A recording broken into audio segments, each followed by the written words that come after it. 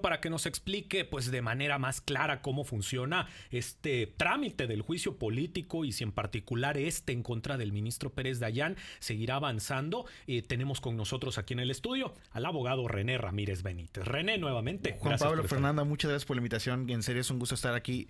Y este tema pues sí es muy delicado, ¿no? Me parece que podemos leerlo en dos cuestiones. Una, la cuestión por supuesto jurídica, que es la que vamos a intentar desglosar aquí, hacer mucho más accesible, pero por supuesto la connotación política, ¿no? Por supuesto. Esto en ese contexto político viene como parte de ese asedio a la independencia del Poder Judicial, a los combates al Poder Judicial. Hay que enfatizar que, de acuerdo con las personas que han presentado esta denuncia de juicio político, son dos las circunstancias. Número uno, que el ministro Pérez Dayán no se excusó de la discusión. O sea, en apreciación de ellos, el ministro haber resuelto amparos relacionados debió haberse excusado, pero, sin embargo... Sí, esto no es motivo de conflicto de interés, ¿no? No, exactamente, eso no es motivo de conflicto de interés, y además sí se sometió a una votación, e incluso dos de las ministras del actual gobierno, ¿verdad? De las más relacionadas cercanas al actual gobierno, votaron a favor a que no se excusara el ministro Pérez Dayán. Entonces, por ahí en primer sentido. Y luego de que, pues bueno, el ministro había resuelto, ¿no? De una manera en la cual él hizo el voto de calidad de diferencia. En la comisión se llegó a una votación idéntica. Sí, quedó empatada. Quedó empatada y él fue el ministro que tuvo la votación de diferencia, ¿no? Y esto está establecido en la norma, ¿no? Porque él es el presidente de la sala, entonces exactamente, entonces él tiene el voto de calidad. O sea, no infringió la ley, no hizo algo que excediera sus facultades, él actuó conforme lo dicta la ley. Exactamente, o sea, ellos tienen, los que presentan la denuncia tienen una apreciación muy distinta, pero bueno, eso es otro punto y aparte. Ahora bien, esto que estamos comentando, ¿es susceptible de juicio político? Primero hay que revisar qué dice la Constitución, ¿no? Claro. 3 artículos de la Constitución y una ley federal son lo que nos establecen cómo es el proceso ante un juicio político. Pero antes de ver cuál es el proceso, ¿qué es un juicio político? ¿Para quiénes aplicaría? ¿Cómo entendemos qué es esto? Excelente. Cualquier servidor público tiene en grandes rasgos 3 responsabilidades. Una responsabilidad penal, por ejemplo, delitos en materia de corrupción, etcétera. Tiene una responsabilidad administrativa, por ejemplo, pueden ser sancionados por responsabilidades administrativas tanto graves como no graves, y por supuesto la responsabilidad política.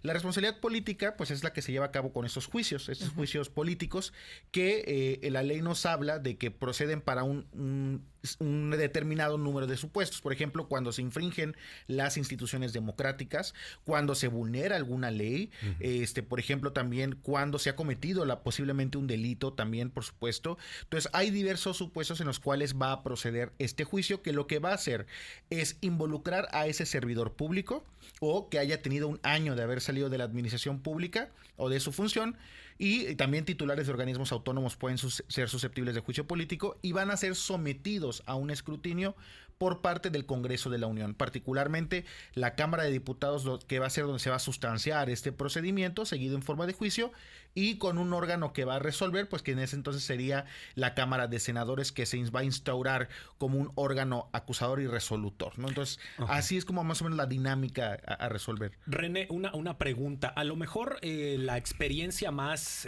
cercana, que no ha sido el último, por supuesto, pero la experiencia más cercana quizás que tenemos muchas personas de recordar algo parecido a un juicio político es el desafuero del hoy presidente Andrés Manuel López Obrador. ¿Estamos hablando de la misma cosa, un desafuero y un juicio político, o son dos cosas distintas? Excelente pregunta. Aquí hay que recordar que la mayoría de estos funcionarios, de estos servidores públicos, cuentan con una garantía constitucional denominada fuero. Significa que es una protección constitucional para que puedan ejercer su cargo sin ser, por ejemplo, molestados por alguna forma de su actuar.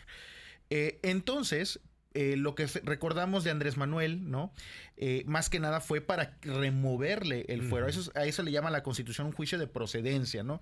En donde pues va a calificar el legislativo si está dentro de los supuestos para remover esta protección constitucional y este juicio político siga su cauce, ¿no?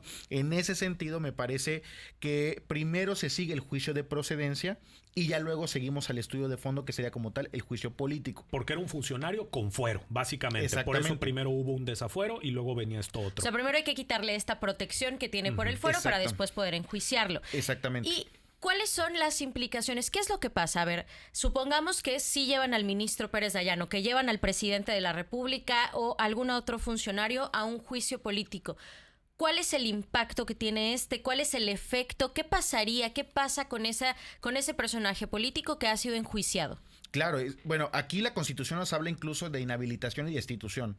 Esas son las consecuencias, aunado de, por ejemplo, las consecuencias penales, que en su caso, si así lo decide el Ministerio Público Federal, porque en apreciación del Ministerio Público Federal se cometió algún delito, ya está en toda aptitud de poder ejercer la acción penal en contra de ese servidor público.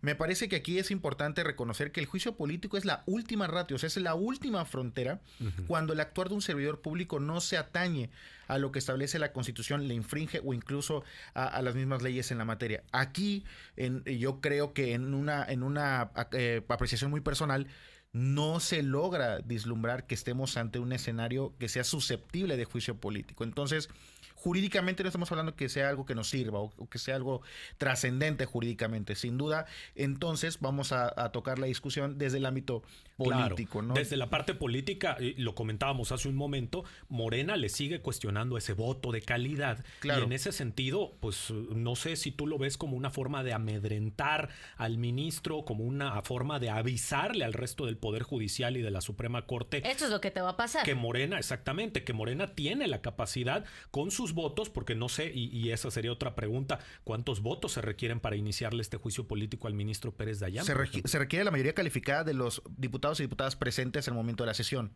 Dos terceras partes. Exactamente. Entonces yo creo que ahí sí difícilmente puedan conseguir pues la mayoría, ¿no? En la Cámara de Diputados. Que luego lo de las 2/3 partes de los diputados presentes es lo que está medio triquiñoso de repente, ¿no? Porque sesionan sin avisarle al resto de las bancadas y entonces nada más son los diputados de Morena los que están y con las 2/3, o sea, esa es la parte complicada, ¿no? Justamente que son las 2/3 partes, pero no del total de la Cámara, sino de los diputados y diputadas presentes en ese momento. Las famosas chicanadas Exacto. legislativas, En ¿no? el Congreso Exacto. de la Ciudad de México, lo reportábamos hace algunas semanas, justamente quisieron llevar a cabo esto de cerrar las entradas del Congreso capitalino para que únicamente estuviera presente Morena y sus aliados en la ratificación de Ernestina Godoy, que ya no es fiscal general de la Ciudad de México, pero así es como buscaban obtener esa mayoría calificada.